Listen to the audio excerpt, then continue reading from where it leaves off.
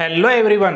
हाँ भाई, अपनी जो क्लास 10 साइंस की जो सीरीज चल रही थी जिसके अंदर लेसन 1 और लेसन 2 ऑलरेडी कंप्लीट हो चुके हैं। कल से अपन ने लेसन नंबर 3 स्टार्ट कर दिया था जिसकी एक क्लास कंप्लीट भी हो चुकी है। आज होगी अपनी क्लास नंबर 2।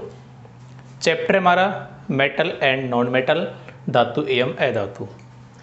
मैं मोटा मोटी चीज़ें कल ही आपसे डिस्कस कर ली थी कि इस यूनिवर्स में लगभग ना 118 तत्व ज्ञात हैं। उनको एक टेबल के अंदर सजाया गया है जिसे बोलते हैं पीरियोडिक टेबल, दैट मीन्स आवर्त सारणी। अब जो तत्व है ना उसमें से कुछ धातु है, कुछ अधातु है, कुछ उपधातु है, कुछ अक्रिय गैसें हैं, है ना, नोबेल गैसेज। तो इस चैप्टर में धातु, अधातु, उपधातु और कुछ जो अक्रिय गैस है उन सभी के बारे में डिस्कस करेंगे। कुल मिला के अपन तत्वों के बारे में डिस्कस करेंगे भाई। हाँ, सिंपल सी बात यह है। तो कल अपन ने टॉपिक डाला था धातु और उस धातु की परिभाषा आपने लिख ली थी। परिभाषा के बाद में आपने न्यू हेडिंग लिखी थी टॉपिक धातु के अंदर धातुओं के भौतिक गुणधर्म। वो भी अपन डिस्कस कर चुके थे, जैसे धात्विक चमक, कठोरता, आघात वर्ध्यता, तन्यता, सुचालकता, ध्वनिक, है ना, गलनांक, घनत्व। ये 7-8 पॉइंट थे भौतिक गुणधर्म में जिनके बारे में अपन ने डिस्कस किया था। और उसके बाद मैंने आपको ना 5 क्वेश्चन लिखवाए थे कि इन क्वेश्चन से ही अपन नेक्स्ट क्लास स्टार्ट करेंगे। तो आइए वहीं से अपन स्टार्ट करते हैं। एक बार मैं थोड़ा सा वीडियो देख लेता हूँ प्रॉपर विजिबल है या नहीं, एकदम सटीक है भाई। चलो, तो कल मैंने आपको सबसे पहला क्वेश्चन लिखवाया था कि बिजली के तारों पर पीवीसी या प्लास्टिक या रबर की परत क्यों चढ़ाई जाती है।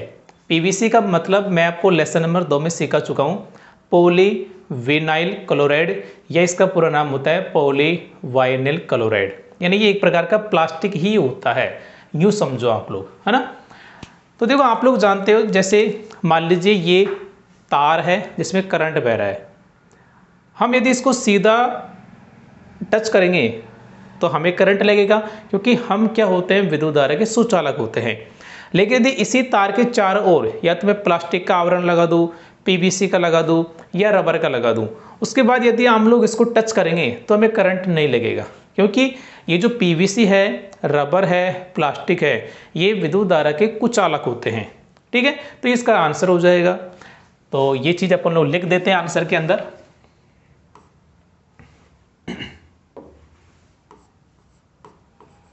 हाँ भाई, तो आंसर में क्या लिखेंगे,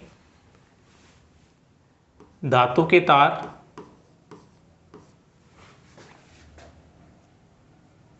या सीधे लिख दो हमारा शरीर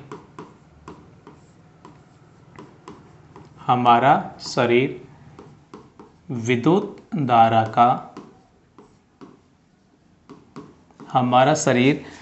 धारा का सुचालक होता है। बेस्ट कंडक्टर होता है ना, गुड कंडक्टर होता है, मतलब हमारा शरीर विद्युत धारा का सुचालक होता है। अतः जब हम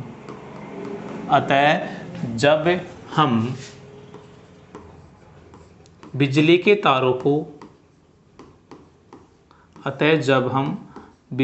तारों को छूते हैं या स्पर्श करते हैं, बिजली के तारों को छूते हैं तो हमें झटका लगता है। किसका? करंट का ना, इलेक्ट्रिक करंट का। तो हमें झटका लगता है। लेकिन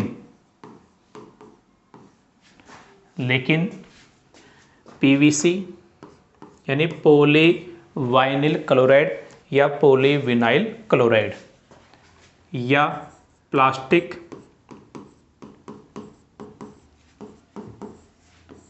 या रबर विद्युत धारा के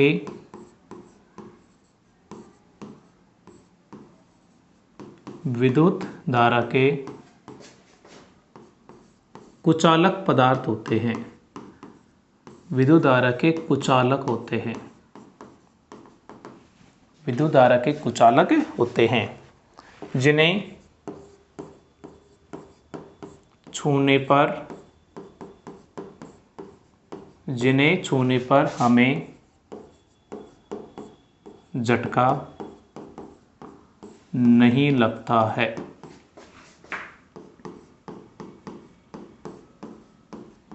ठीक है, इसलिए बिजली के तारों पर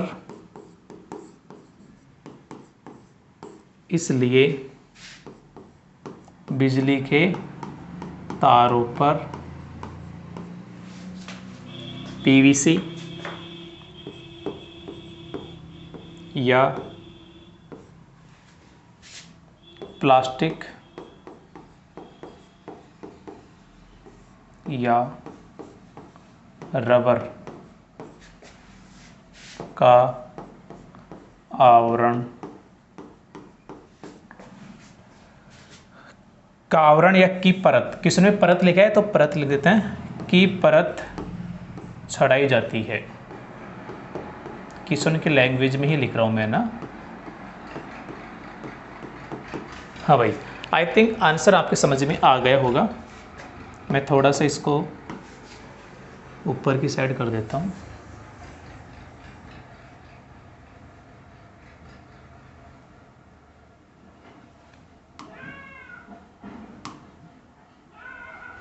हाँ भाई, 1 मिनट रुकिएगा।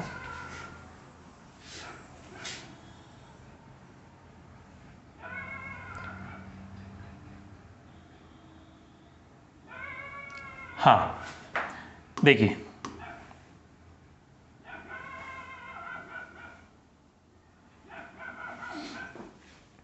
हमारा शरीर विद्युत धारा का सुचालक होता है, यानी हमारे अंदर करंट बह सकता है। अतः जब हम बिजली के तारों को छुएंगे, टच करेंगे तो हमें झटका लगता है। लेकिन यदि उन्हीं तारों पर पीवीसी का, रबर का या प्लास्टिक का आवरण चढ़ा दिया जाए तो हमें झटका नहीं लगेगा, बिकॉज जो रबर है, पीवीसी है, प्लास्टिक है, ये विद्युत धारा के क्या होते हैं, कुचालक होते हैं। इनमें करंट नहीं बहता है। सिंपल सी बात है। ठीक है भाई। सेकंड क्वेश्चन देखना। सेकंड क्वेश्चन अपन ने डिस्कस किया था कि धात्वीय विद्युत की सुचालक होती है, एक क्रियाकलाप द्वारा समझाइए। कि जो धात्वीय होती है ना, वो विद्युत धारा की क्या होती है भाई, सुचालक होती है, यानी उनमें करंट बहता है। तो एक क्रियाकलाप द्वारा आपको समझाना है। तो देखिएगा भाई इसका आंसर क्या होगा, ध्यान से देखना। हमने क्या किया है, सबसे पहले एक बैटरी ली है ना, और इस बैटरी में से एक वायर ये निकाला है, यहाँ पे हमने लगा दिया बल्ब। ठीक है, फिर आगे इस तार को एक स्विच से टच कर दिया है और फिर आगे तार को ले आए और बैटरी के दूसरे सिरे से दूसरा तार लेके आ रहे हैं। कोई जरूर नहीं है आप लोग एज इट इज ऐसे कैसे डायग्राम बनाओ, बिल्कुल सिंपल डायग्राम भी बना सकते हैं। जैसे इसी प्रकार की बैटरी बनाना चाहो तो इस प्रकार की आप लोग बैटरी बना सकते हैं, कोई दिक्कत वाली बात नहीं। ये बैटरी हो गई, ये तार हो गया है ना, यहाँ पे आपने बल्ब बना दिया, फिर यहाँ पे आपने स्विच लगा दिया और एक तार ये आ गया और ऐसे आपने यहाँ पे क्लिप बना दी। ऐसा सिंपल डायग्राम भी बना सकते हैं। बैटरी हो गया, बल्ब हो गया, स्विच हो गया और ये पॉइंट ए, ये पॉइंट बी है ना। बीच में गैप रखेंगे, क्यों रखेंगे अभी मैं इस डायग्राम में बता रहा हूँ आपको, ऐसा क्यों। तो आप लोग ना सिंपल इस प्रकार का डायग्राम भी बना सकते हैं, नो प्रॉब्लम। देखो भाई हो क्या रहा है, ये बैटरी है, एक तार यहाँ से निकाला, बीच में आपने बल्ब लगा दिया, फिर आगे स्विच लगा दिया, ये तार आगे निकाल दिया। ठीक है, सेकंड तार ये रहा। अब ना दोनों तार को टच नहीं किए, यदि दोनों तार को टच कर देंगे तो बल्ब जलेगा स्विच को चालू करते ही। सिंपल सी बात है, बैटरी हो गया, बल्ब हो गया, स्विच हो गया, ये क्लिप हो गई।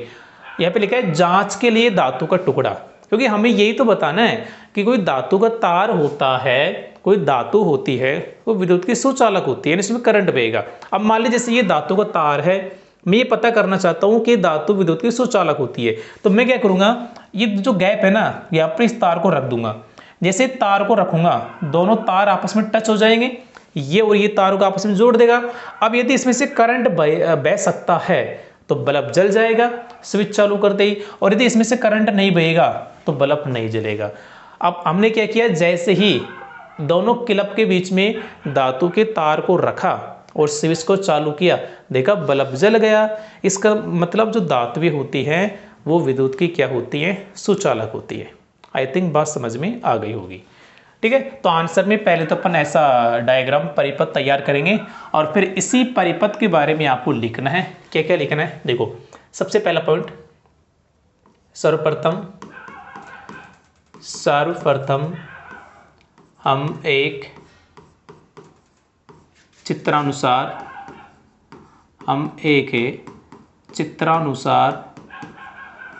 विद्युत परिपथ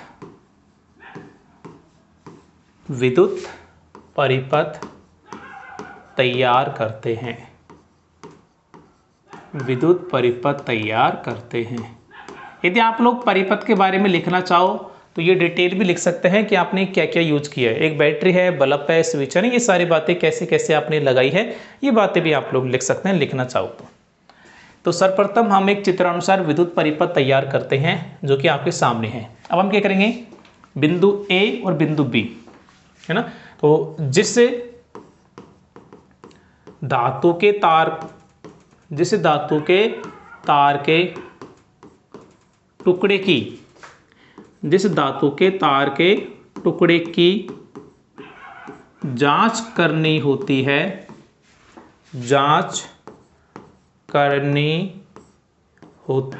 है उसे बिंदु ए व बिंदु बी, ये बिंदु ए है, ये बिंदु बी है, या क्लिप ए क्लिप बी ऐसे भी लिख सकते हैं। बिंदु ए व बिंदु बी के बीच रख देते हैं या लगा देते हैं,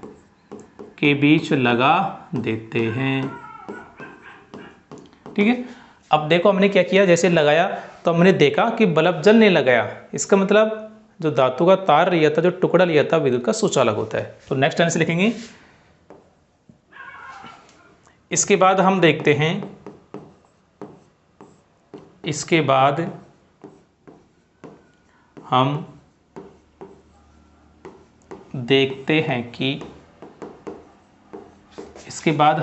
हैं कि बल्ब जलने लगता है। अतः हम कह सकते हैं कि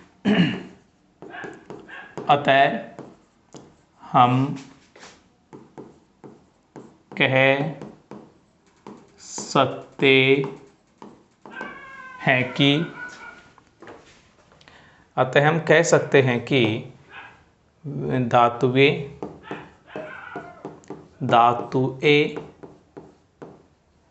विद्युत की सुचालक होती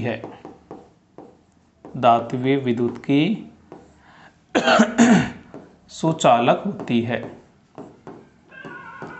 आई थिंक क्वेश्चन का आंसर एकदम बेस्ट तरीके से आपके समझ में आ गया होगा, ये आपके सामने है।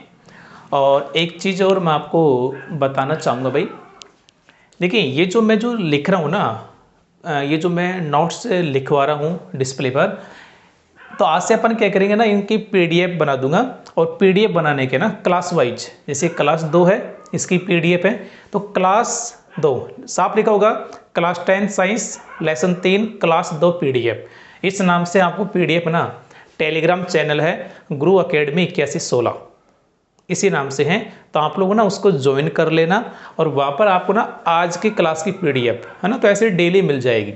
आज क्लास 2 है इसकी पीडीएफ मिल जाएगी, कल जो क्लास 3 की पीडीएफ होगी वो मिल जाएगी। तो हर दिन क्लास वाइज की पीडीएफ आपको वहाँ पर मिल जाएगी, तो आप लोग वहाँ से लिख भी सकते हैं और लिखने के बाद आप लोग क्लास लेंगे और भी बेटर रहेगा, है ना। तो ये सुविधा आप लोगों के लिए की जा रही है। तो टेलीग्राम चैनल है गुरु अकेडमी 8116, जो लोगो यूट्यूब चैनल पर लगा हुआ है सेम लोगो है उसका, क्लियर भाई, उसको ज्वाइन कर लेना। तो ये चीज़ आपको समझ में आ गई। चलो नेक्स्ट क्वेश्चन देखते हैं। देखिए, खाना पकाने वाले बर्तन धातुओं के क्यों बने होते हैं? तो आंसर देखना भाई इसका। सिंपल सा आंसर है। मुझे एक बात ये बताओ, क्या आप जैसे यदि गैस पर खाना बना रहे हो या मिट्टी के चूल्हे पर बना रहे हो, तो क्या बिना गैस को चालू किए या बिना चूल्हे को जलाए खाना पक सकता है क्या? नहीं पकेगा। क्यों? क्योंकि चूल्हे को जलाना या गैस को चलाना ज़रूरी है, क्योंकि वहाँ से क्या निकलेगी? ऊष्मा निकलेगी। इसका मतलब क्या हुआ कि खाना ना, जो भोजन है वो ऊष्मा के द्वारा पकता है। और आप लोग जानते हो कि जो धातु होती है ना, वो ऊष्मा की सुचालक होती है। जब नीचे से गैस जलेगा, चूल्हा जलेगा, तो जो बर्तन है धातु का वो गर्म होगा। क्यों? क्योंकि धातु है वो ऊष्मा की सुचालक होती है, और जब बर्तन गर्म होगा तभी तो खाना पकेगा। सिंपल सी बात है ना। तो आंसर लिख देंगे, क्योंकि देखो आंसर लिखेंगे धातुएं ऊष्मा की सुचालक होती है। धातुएं ऊष्मा की सुचालक होती है, और अधातु क्या होती है? कुचालक होती है ना। धातुएं ऊष्मा की सुचालक होती है तथा भोजन पकाने के लिए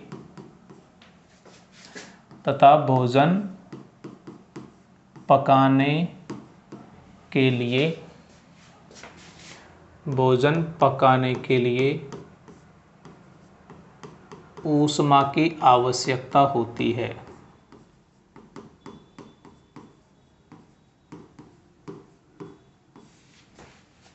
भोजन पकाने के लिए ऊष्मा की आवश्यकता होती है। तो धातुएं ऊष्मा की सुचालक होती है तथा भोजन पकाने के लिए ऊष्मा की आवश्यकता होती है। इसलिए खाना पकाने वाले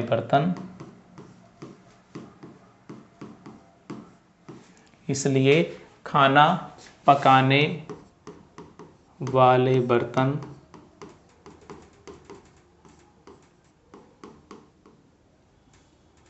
धातुओं के बनाए जाते हैं।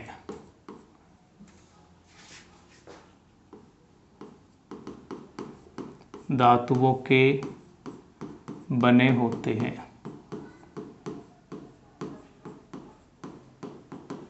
क्लियर है भाई? और एक चीज़ और मैं यहाँ पे लिखना चाहूँगा कि ज़्यादातर कॉपर और एल्यूमिनियम, यानी तांबा और जो एल्यूमिनियम होते हैं ना, इनके बर्तन बनाए जाते हैं भाई। ठीक है, यहाँ पे लिख देते हैं।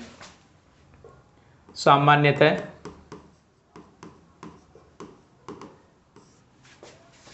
खाना पकाने वाले बर्तन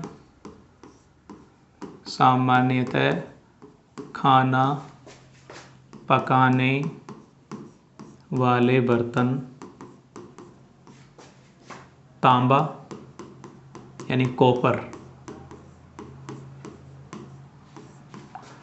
व एल्यूमिनियम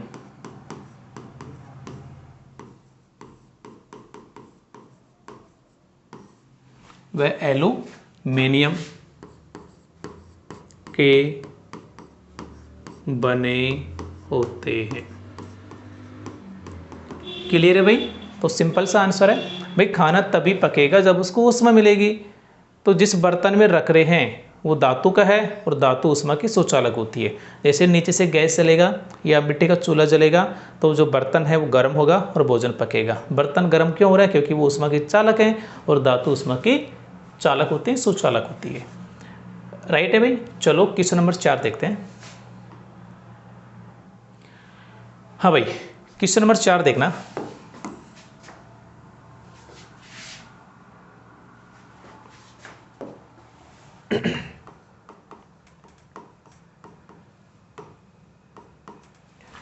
हाँ, क्वेश्चन है कि धात्विक ऊष्मा की सुचालक होती है, एक क्रियाकलाप द्वारा समझाइए। अभी आपने देखा भी था कि जो धातु है, बर्तन धातु क्यों बने होते हैं? क्योंकि ऊष्मा के सुचालक होते हैं। तो ये क्वेश्चन में हमसे बोल भी रहा है कि धात्विक ऊष्मा की सुचालक होती है, लेकिन आपको एक क्रियाकलाप का मतलब होता है एक एक्सपेरिमेंट, एक प्रयोग के द्वारा समझाना है।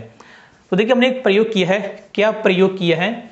हमने क्या किया? पहले तो एक स्टैंड लिया है। ठीक है, सबसे पहले एक स्टैंड लिया है और इस स्टैंड में हमने क्या किया है, ये ना या तो एल्यूमिनियम का या कॉपर का, क्योंकि एल्यूमिनियम कॉपर ज़्यादा बेस्ट चालक होती है ना। वैसे ऊष्मा का चालक कॉपर होता है, कल मैंने आपको लिखा भी था, है ना, बेस्ट इसका चालक होता है। तो देखिए ये स्टैंड लिया आपने, और ये आप नॉर्मली जैसे या तो एल्यूमिनियम का या कॉपर का तार ले लीजिए, उसको इस स्टैंड से क्लैप की सहायता से बांध देते हैं। जैसे ये स्टैंड है, बीच में जगह होगी, क्लैप होगा, उसमें इसको फंसाएंगे और क्लैप को कस देंगे। ठीक है, अब क्या किया आपने, ये जो धातु का तार है ना, इसका इस वाले सिरे पर, जिसे बोलेंगे तार का खुला सिरा, यहाँ पर क्या करेंगे हम, थोड़ी सी मोम लगाएंगे और इस मोम के अंदर एक पिन को सेट कर देंगे। जैसे ये आपका तार है, यहाँ से तो स्टैंड से बंधा है, ये इसका खुला सिरा है, यहाँ पर क्या करेंगे हम, मोम लगाएंगे और मोम में क्या कर देंगे, किसी आल पिन को, किसी पिन को अपन उसमें लगा देंगे, सेट कर देंगे। अब इस धातु के तार को गर्म करेंगे, लेकिन कहाँ से करेंगे, यहाँ से करेंगे, यानी जहाँ से स्टैंड से बंधा हुआ है वहाँ से करेंगे। तो ना इसके आसपास से करेंगे, ये वाले सिरा दूर रहेगा भाई, है ना, इससे पीछे की तरफ गर्म करेंगे। अब देखो क्या हुआ, जैसे क्लैप के पास से गर्म करेंगे ना, गर्म हम यहाँ से कर रहे हैं, माना कि हम इस हिस्से को गर्म कर रहे हैं, लेकिन हमने देखा कि जो मोम है ना, ये पिघलने लग गई, और मोम पिघलेगी तो धीरे धीरे कंप्लीटली हट जाएगी, और जो पिन है वो भी नीचे गिर जाएगा। इसका मतलब क्या हुआ भाई, हम तो यहाँ से गर्म कर रहे थे और ये यहाँ से गर्म क्यों हुआ भाई, मोम क्यों पिघली, यानी वो ये जो धातु का तार था यहाँ तक गर्म हो चुका है, यानी गर्म यहाँ से कर रहे हैं और यहाँ पर क्या हो रहा है, इसका मतलब जो ऊष्मा है वो इसमें ट्रेवल कर रही है, इसमें गति कर रही है, यानी ऊष्मा यहाँ से यहाँ तक पहुँच चुकी है। और ऊष्मा यहाँ से यहाँ तक पहुँचने का मतलब ही क्या है कि जो धातु का तार है, जो धातु है, ऊष्मा की सुचालक है। भाई गर्म यहाँ से कर रहे हैं और वहाँ पर पहुँच रही है ऊष्मा, यानी जो धातु है ऊष्मा का क्या होती है, सुचालक होती है। तो ये सारी बातें आपको लिखनी है। क्या क्या किया आपने कि सर्वप्रथम हम एक कॉपर या एल्यूमिनियम का सीधा तार लेते हैं, जिसे एक स्टैंड की सहायता से क्लैप के द्वारा बांध देते हैं, है ना। जो जो आपने किया वो सारी बातें यहाँ पे लिखेंगे आंसर में, देखना। तो सर्वप्रथम लिख देते हैं यहाँ पे, सर्वप्रथम हम कॉपर यानी तांबा या एल्यूमिनियम, कॉपर या एल्यूमिनियम, कॉपर या एल्यूमिनियम का एक सीधा लंबा तार लेते हैं,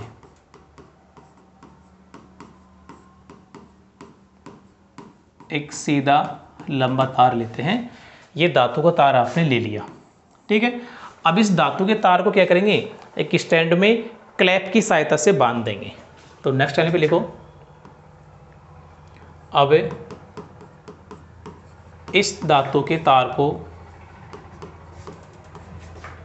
अब इस धातु के तार को क्लैप की सहायता से, क्लैप यानी क्लिप जो बोलते हैं हम सामान्य भाषा में, क्लिप, क्लैप की सहायता से,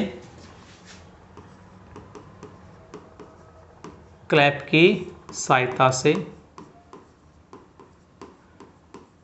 स्टैंड से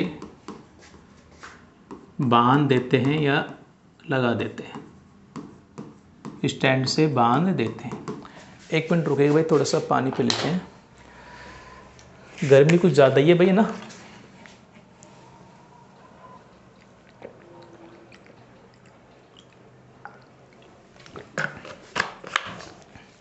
हाँ,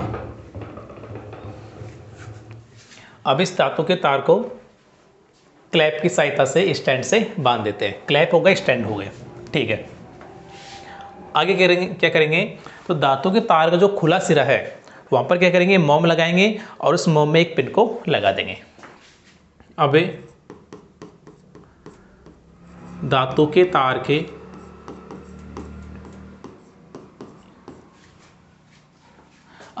तार के खुले सिरे पर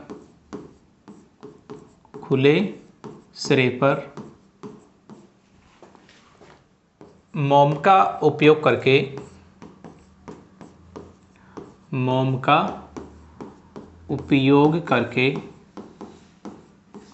एक पिन लगा देते हैं। एक मिनट रुके, ये वायर नीचे आ रहा है बार बार। उपयोग करके एक पिन लगा देते हैं।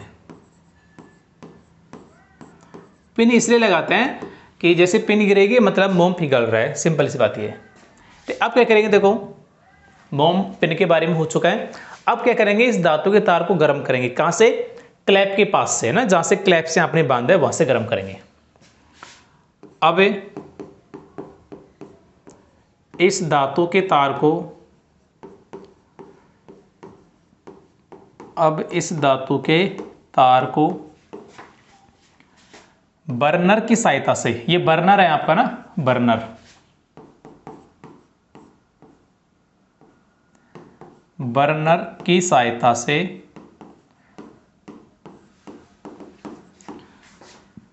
क्लैप के पास से, क्लैप के पास से गर्म करते हैं। क्लैप के पास से गर्म करते हैं। क्लियर? इतना काम करेंगे। अब फिर हम देखेंगे, इतना करने के बाद हम देखते हैं कि जो मोम है ना वो पिघलकर नीचे गिरने लग जाती है। तो नेक्स्ट आंसर देखेंगे, कुछ समय बाद, कुछ समय बाद देखने पर, कुछ समय बाद देखने पर पता लगता है कि मोम पिघलकर, मोम पिघलकर नीचे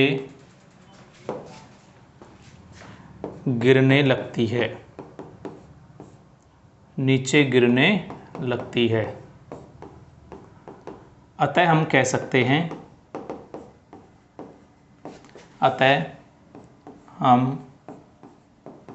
कह सकते हैं कि धातुएं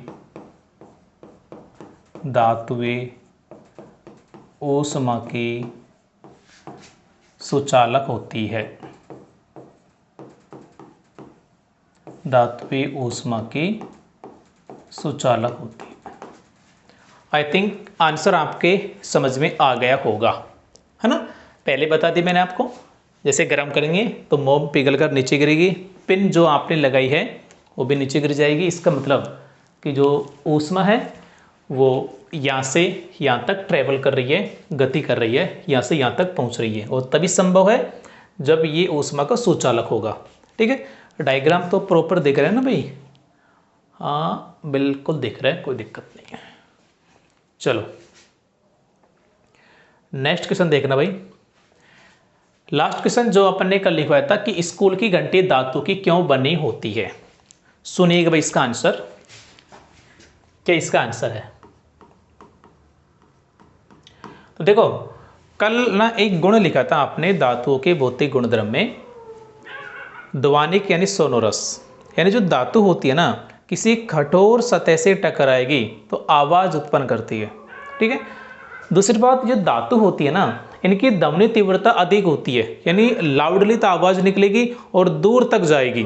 तो ध्वनि तीव्रता जो होती है, साउंड इंटेंसिटी जो होती है वो ज़्यादा होती है ना, और की बजाय धातु में ज़्यादा होती है।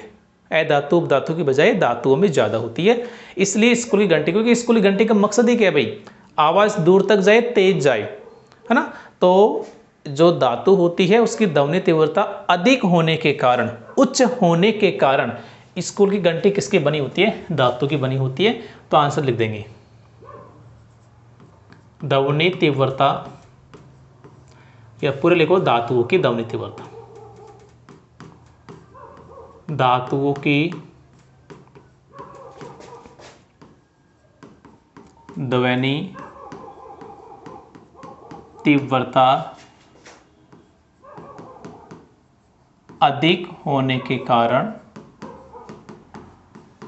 अधिक होने के कारण, धातुओं की ध्वनि तीव्रता अधिक होने के कारण स्कूल की घंटी, स्कूल की घंटी धातुओं की बनी होती है। स्कूल की घंटी धातुओं की बनी होती है। क्लियर है भाई, सिंपल सा आंसर है। तो ये हो चुके हैं आपके धातुओं के भौतिक गुणधर्म। अब बात करते हैं, हाँ एक चीज़ और भाई, एक नोट और मैं आप लिखवा दूंगा। कल आपने ना धातु के भौतिक गुणधर्म में पढ़ा था तन्यता और आघात वर्ध्यता। तो तन्यता का मतलब तो क्या होता है कि धातु को हम खींचकर पतले पतले तारों में बदल सकते हैं, और आघात वर्ध्यता का मतलब होता है उन्हें पीट पीट कर पतली चादर बनाया जा सकता है। तो सिंपल सी बात है, यदि आपको धातु को कोई विशेष आकार देना हो, है ना, कोई शेप देनी हो, तो किसके कारण संभव है? तन्यता और आघात वर्ध्यता के कारण। तो ये नोट डाल के ये बात मैं लिखवा देता हूं भाई।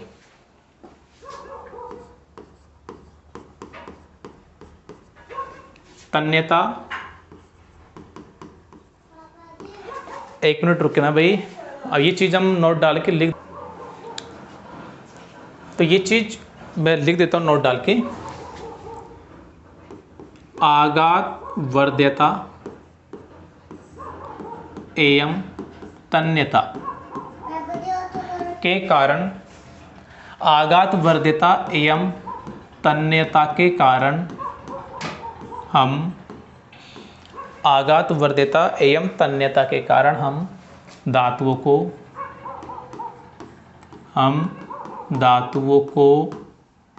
विभिन्न आकार, हम धातुओं को विभिन्न आकार प्रदान कर सकते हैं, विभिन्न आकार प्रदान कर सकते हैं। क्लियर है भाई? चलो देखिए भाई, एक तो ना मैं आपको पुनः बताना चाहूँगा, हमें ना स्टूडेंट्स के सपोर्ट की आवश्यकता है, और यदि आप लोग सपोर्ट नहीं करेंगे तो देखो फिर हम मोटिवेट नहीं रहते हैं भाई, क्योंकि हमारा मोटिवेशन ही स्टूडेंट होता है। तो आपको क्या करना है, तो वीडियो को ना लाइक करना है और ज़्यादा से ज़्यादा शेयर करना है, बच्चों तक पहुँचाना है भाई। आपके जो यार दोस्त हैं, आपके जो फ्रेंड सर्किल है जिसमें क्लास 10th के बच्चे हैं, और देखिए क्लास 10th के लिए नहीं, यदि ये सेम चीज़ें आप लोग पढ़ लेते हैं ना, तो रेलवे के बच्चों के लिए बहुत कारगर सिद्ध होगा भाई। धातु वाला टॉपिक है तो ये पढ़ जाओ, इससे बार कुछ नहीं आएगा। तो रेलवे के एग्ज़ाम देने वाले, जहाँ पर भी कंपटीशन एग्जाम में साइंस आती है, तो आप लोग ना एनसीईआरटी पढ़ते हैं, मुझे पता है।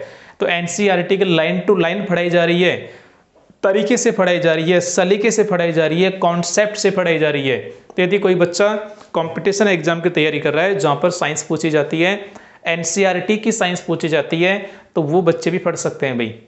उन बच्चों को भी आप लोग शेयर कर सकते हैं।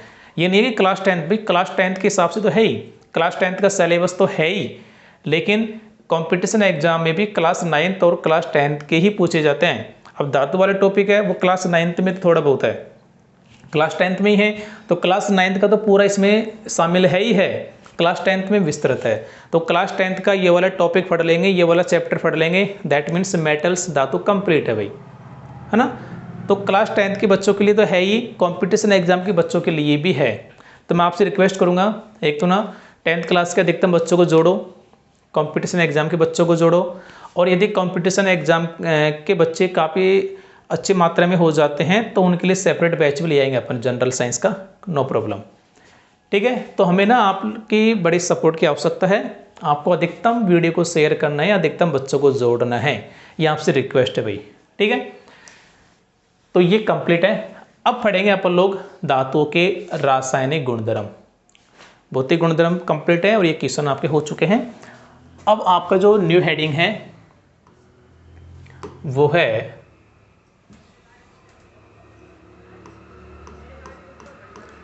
धातुओं के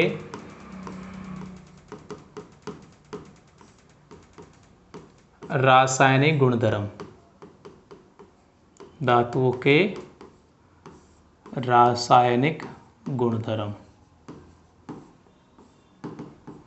और ये चीज़ मैं आपको पहले भी बता चुका हूँ, रासायनिक गुणधर्म जहाँ पर भी पढ़ाए जाते हैं, जहाँ पर भी पढ़े जाते हैं, उसका मतलब है आपको क्या पढ़ना है, रासायनिक अभिक्रियाएं पढ़नी है। सिंपल सा मतलब इसका ये होता है, ठीक है। रासायनिक गुणधर्म पढ़ने का मतलब है क्या पढ़ना है आपको, रासायनिक अभिक्रिया पढ़नी है। और यहाँ पर आपको 4 प्रकार की रासायनिक अभिक्रिया पढ़नी है। तो पहले वो बात लिख देता हूँ मैं। पहली अभिक्रिया आपको पढ़नी है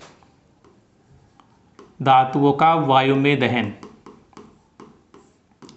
धातुओं का वायु में दहन पहला। सेकंड पढ़ेंगे धातुओं की जल के साथ अभिक्रिया। धातुओं की जल के साथ अभिक्रिया। तीसरी पढ़ेंगे अपन धातुओं की अम्लों के साथ अभिक्रिया, जो कि आप लोग लेसन नंबर 2 में भी डिस्कस कर चुके हैं भाई ना। धातुओं की अम्लों के साथ अभिक्रिया। धातुओं की अम्लों के साथ अभिक्रिया। और लास्ट अभिक्रिया पढ़ेंगे धातु की अन्य धातु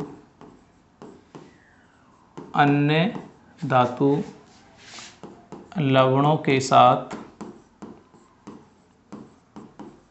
अभिक्रिया। धातु की अन्य धातु लवणों के साथ अभिक्रिया। तो जहाँ पर भी रासायनिक गुणधर्म पढ़े जाते हैं, एक्चुअल में वहाँ पर क्या पढ़े जाते हैं भाई, रासायनिक अभिक्रियाएं पढ़ी जाती हैं। और यहाँ पर 4 प्रकार के रासायनिक अभिक्रियाएं अपन डिस्कस करेंगे। सबसे पहले धातुओं का वायु में दहन, फिर धातुओं की जल के साथ अभिक्रिया, फिर धातुओं की अम्लों के साथ अभिक्रिया, फिर धातु की अन्य धातु लवणों के साथ अभिक्रिया, ठीक है। तो पहली अभिक्रिया देखते हैं अपन, धातुओं का वायु में दहन। हाँ भाई,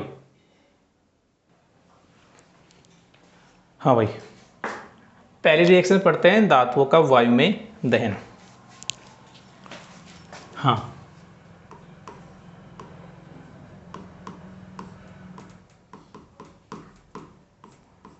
धातुओं का वायु में दहन। देखो ये चीज़ है ना, मैं आपको पहले भी बता चुका हूँ। दहन का मतलब होता है जलना, और जलाने के लिए गैस कौन सी आवश्यक है, ऑक्सीजन। तो जब भी दहन शब्द आए आपको ना किससे अभिक्रिया करवा देनी है, ऑक्सीजन से। तो देखो जैसे यहाँ पे लिखा है धातु, यहाँ पे लिखा है धातु और ये है ऑक्सीजन। तो देखिए जब भी धातु को जलाएंगे ना, धातु की ऑक्सीजन से क्रिया करवाएंगे तो हमेशा बनता है धातु ऑक्साइड। हमेशा क्या बनता है भाई, धातु ऑक्साइड बनता है। तो लाइन क्या बन जाएगी कि धातुओं का वायु में दहन कराने पर धातु ऑक्साइड प्राप्त होते हैं। तो लिख देते हैं यहाँ पे इस बात को लिख देते हैं भाई, धातुओं का वायु में दहन करवाने पर, धातुओं का वायु में दहन करवाने पर धातु ऑक्साइड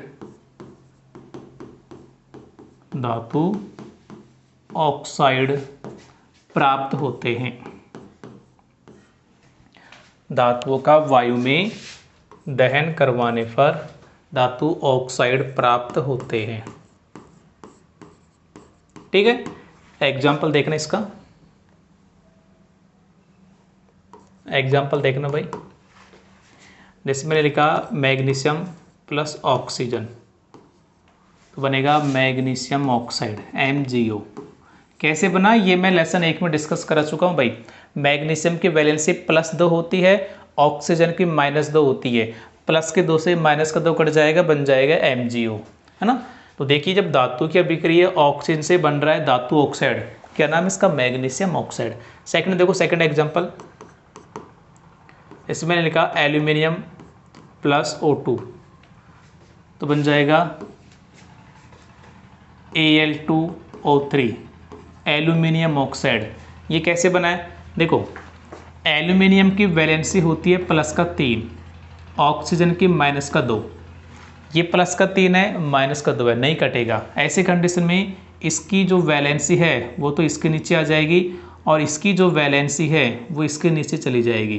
तो क्या बन जाएगा? Al, Al के नीचे 2 आ जाएगा, 2 इसके नीचे आ जाएगा और O के नीचे 3 चला जाएगा, बन जाएगा Al2O3, एल्यूमिनियम ऑक्साइड। क्लियर है भाई? चलो आगे देखो, तीसरा एग्जाम्पल, इसमें लिखा Cu प्लस O2, तो बन जाएगा CuO, क्यूप्रिक ऑक्साइड। ये ना, ये वाली जो रिएक्शन है मैं लेसन 1 में डिस्कस करा चुका था भाई। आपको पता है जो कॉपर होता है ना वो भूरा रंग का होता है, लेकिन जो क्यूप्रिक ऑक्साइड होता है वो काला रंग का होता है, ठोस पदार्थ है ना, काला रंग का होता है ये। तो देख सकते हैं ये सारी धातुएं हैं, इनका दहन करवाया जा रहा है तो धातु ऑक्साइड बन रहा है। मैग्नीशियम का तो मैग्नीशियम ऑक्साइड, एल्यूमिनियम का एल्यूमिनियम ऑक्साइड, कॉपर का क्यूप्रिक ऑक्साइड या कॉपर सेकंड ऑक्साइड, कुल मिला के धातु ऑक्साइड बन रहा है। हाँ भाई, आगे देखो, तो वैसे तो जो पहला गुणधर्म है रासायनिक धातुओं का वायु में दहन वो कंप्लीट है, लेकिन इसके अंदर ना 4 चीज़ें और पढ़नी है। तो एक चीज, पहली चीज़ क्या पढ़नी है? सबसे पहले आपको इसमें डिस्कस करना है उभयधर्मी ऑक्साइड। उभयधर्मी ऑक्साइड क्या होता है सुनिएगा। उभयधर्मी ऑक्साइड, देखो आपने ना लेसन 2 में एक चीज सुनी थी, धातु ऑक्साइड या धात्विक ऑक्साइड, और एक सुना था आपने अधातु ऑक्साइड।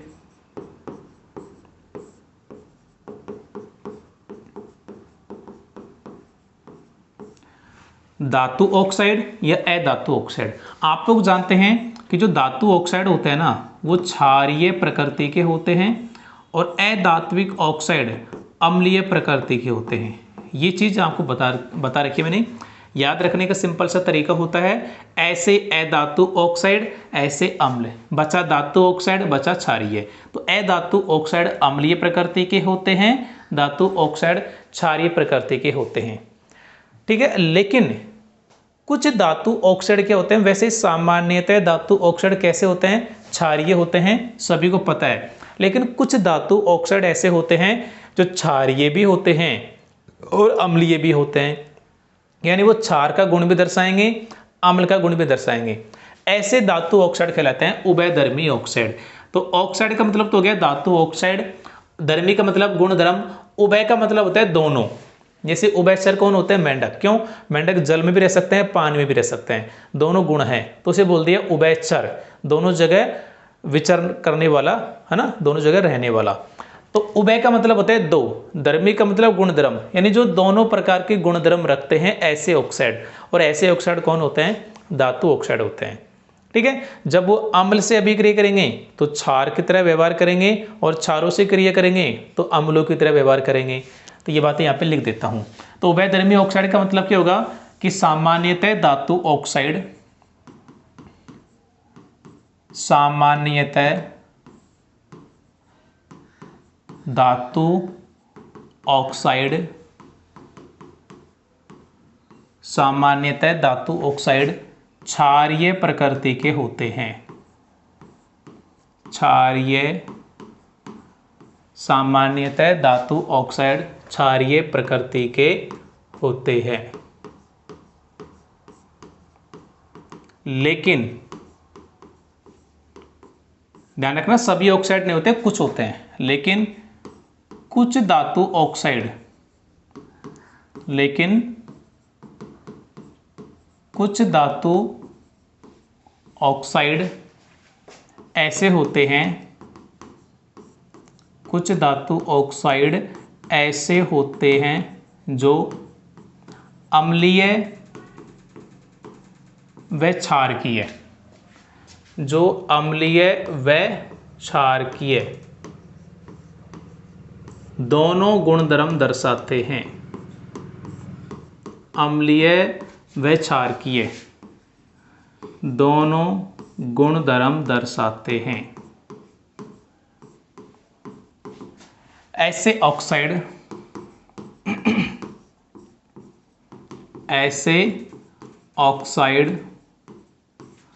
उभयधर्मी ऑक्साइड कहलाते हैं। ऐसे ऑक्साइड उभयधर्मी ऑक्साइड कहलाते हैं। सिंपल सी बात है ना भाई, कि कुछ सामान्यतः धातु ऑक्साइड क्षारीय प्रकृति के होते हैं, लेकिन कुछ धातु ऑक्साइड ऐसे होते हैं जो अम्लीय व क्षारकीय दोनों प्रकार के गुणधर्म दर्शाएंगे, तो ऐसे ऑक्साइड उभयधर्मी ऑक्साइड कहलाते हैं। ऐसे मैं एग्जाम्पल की बात करूँ तो जैसे aluminium oxide Al2O3, zinc oxide ZnO, ये दोनों ऐसे धातु ऑक्साइड होते हैं जो अम्लीय भी होते हैं, क्षारीय भी होते हैं, मतलब उभयधर्मी ऑक्साइड होते हैं। जैसे ये Al2O3 लिखा मैंने, यदि मैं इसकी अभिक्रिया किससे करा दूंगा, अम्ल, यानी जैसे मैंने HCl एक अम्ल इससे करवा दी, यदि मैंने इसकी अभिक्रिया किसी क्षार से करवा दी NaOH, दोनों जगह देखना ये अलग अलग व्यवहार दर्शाएंगे। आप लोग जानते हैं कि जब अम्ल और क्षार दोनों अभिक्रिया करेंगे तो लवण बनेगा, जल बनेगा। तो यहाँ पे HCl अम्ल है, अब ये Al2O3 है, धातु ऑक्साइड है, क्षारीय होते हैं, अम्ल से क्रिया हो रही है तो यहाँ पर ये क्षार की तरह व्यवहार दर्शाएंगे, और ये क्षार है तो यहाँ पर ये अम्ल की तरह दर्शाएंगे। वैसे धातु ऑक्साइड क्षारीय ही होते हैं, लेकिन यहाँ पर देखो इसकी अभिक्रिया क्षार से हो रही है तो ये अम्ल की तरह व्यवहार दर्शाएगा, यानी यहाँ पर तो ये क्षार की तरह, यहाँ पर अम्ल की तरह, दोनों की तरह व्यवहार दर्शा रहे हैं। तो यहाँ पर तो बनेगा लवण AlCl3 प्लस जल H2O। कैसे बना, Al की वैलेंसी +3 होती है, और देखो Al पर तो +3 होता है, ऑक्सीजन पर -2 होता है, H पर +1 होता है, Cl पर -1 होता है, इसका प्लस इसके माइनस से जुड़ेगा, तो Al का प्लस का 3, Cl का माइनस का 1 बन जाएगा AlCl3। ठीक है, चलो मैं अलग से लिख के बता रहा हूँ आपको, इवेंटर को, इनको हटाने दो, पहले मैं यहाँ पे लिख देता हूँ कंप्लीट। Al2O3 प्लस HCl, ये अम्ल है तो यहाँ पर ये क्षार की तरह व्यवहार दर्शाएगा, लवण प्लस जल बन गया। यहाँ पर ये क्षार है तो यहाँ पे ये अम्ल की तरह व्यवहार दर्शाएगा, और बनेगा यहाँ पे NaAlO2, सोडियम एल्यूमिनेट प्लस जल, इसका नाम है sodium aluminate, sodium aluminate, sodium aluminate. ठीक है, देखो अभिक्रिया कैसे भी देखना एक बार, तो ये चीज़ें आपकी क्लियर है कि कुछ धातु ऑक्साइड कैसे होते हैं, अम्लीय भी होते हैं, क्षारीय, दोनों गुणधर्म दर्शाएंगे, उन्हें अपन क्या बोलेंगे, उभयधर्मी ऑक्साइड। देखो Al2 इसकी बात कर रहा हूँ पहले मैं, Al2O3, इसमें एल्यूमिनियम तो है +3, ऑक्सीजन -2, क्लियर। इसके अंदर H है +1 और Cl है -1। आपको पता है इसका प्लस इसके माइनस के पास जाएगा और इसका प्लस इसके माइनस के पास, यानी हो क्या रहा है, Al और Cl दोनों जुड़ेंगे। Al की वैलेंसी +3 है, Cl की -1 है, नहीं कटेगा, दोनों अलग अलग हैं, तो इसकी वैलेंसी इसके नीचे आ जाएगी और इसकी इसके नीचे। Al के नीचे 1 आएगा, 1 को लिखा नहीं जाता है, और Cl के नीचे 3 आएगा तो बन जाएगा AlCl3, और जल अलग से निकल जाएगा। सेम देखो इसमें होगा, इसमें देखो Al2O3 में से ना जो एल्यूमिनेट आयन है वो निकाला जाएगा। एल्यूमिनेट आयन का सूत्र होता है AlO2-, ये एल्यूमिनेट होता है, और NaOH में Na+ होता है ना भाई, इसमें से एल्यूमिनेट आयन आएगा, इसमें से Na+ आएगा, दोनों आपस में जुड़ेंगे, इसका प्लस इसके माइनस के साथ जुड़ेगा। तो देखो इसका प्लस का 1 है, इसका माइनस का 1 है, इसका प्लस का 1 है, माइनस के 1 से प्लस का 1 कट जाएगा, बन जाएगा NaAlO2, जिसे बोलते हैं सोडियम एल्यूमिनेट। क्लियर है भाई, इस प्रकार यह अभिक्रिया संपन्न होती है। मैंने एक बेसिक सा आइडिया आपको दे दिया है। तो ये है आपका उभयधर्मी ऑक्साइड। आगे अभी इसमें 3 चीज़ें और हैं। इसी जो आपने 1 नंबर लगा के लिखा था धातुओं का वायु में दहन, वो तो कंप्लीट है, उभयधर्मी ऑक्साइड हो गया। 3 बातें हो रहे हैं, वो नेक्स्ट वीडियो में अपन डिस्कस करेंगे, क्योंकि थोड़ा सा ना गर्मी की समस्या है तो ज़्यादा लंबा नहीं ले पाएंगे। वीडियो कैसा लगा है लाइक करके बताना है। यदि किसी प्रकार का कोई डाउट हो तो कमेंट सेक्शन में कमेंट कर देना, आपको उसका रिप्लाई दे दिया जाएगा। और अधिकतम बच्चों तक वीडियो को पहुंचाने भाई, ठीक है। Best of luck, thank you.